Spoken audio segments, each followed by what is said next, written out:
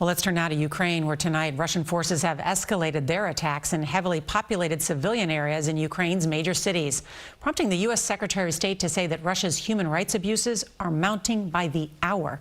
CBS's Charlie D'Agata is in the capital city of Kyiv. Good evening, Charlie. Good evening to you, Nora. U.S. officials tell CBS News that 200 Stinger missiles have now been delivered to Ukraine, with hundreds more on the way. The United States has been sending arms to this country for years, but this is the first time these anti-aircraft weapons have been part of the package. The relentless bombing of Kharkiv as Russia resorts to brutal force to break the resistance.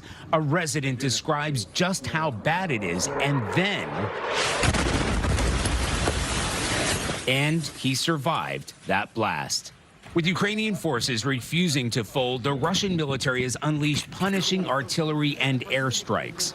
The city of 1.4 million people suffering heavy losses as indiscriminate shelling rained down on apartment buildings, buses, even ambulances. The university in flames. Ukraine says more than 2,000 civilians have been killed. The besieged port city of Mariupol has taken a battering. Residents rushed to the hospital, innocent victims of ceaseless shelling. Do I need to say more? A doctor asks. He's just a boy. In another port city, Kherson, there are reports tonight that's fallen to Russian forces, making it the first big city to fall. They're telling people to stay inside, shooting in the air. In another example of courageous citizens making a stand, hundreds formed a human barricade to prevent Russian troops from taking over one of the country's largest nuclear power plants. A wrecked convoy of Russian armored vehicles line a street north of the capital. President Zelensky claims 6,000 Russian soldiers have been killed, more than 200 tanks destroyed, dozens of helicopters downed.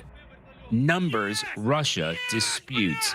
But in the information war to control the narrative, Ukrainian TV showing Russian prisoners saying they were sent as cannon fodder against peaceful people defending their country.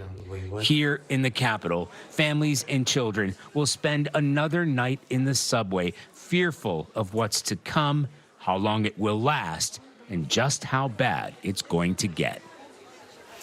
And we are learning tonight that the prosecutor of the International Criminal Court intends to launch an immediate investigation into possible war crimes against humanity here in Ukraine. Nora? CBS's Charlie D'Agata in Kyiv, thank you.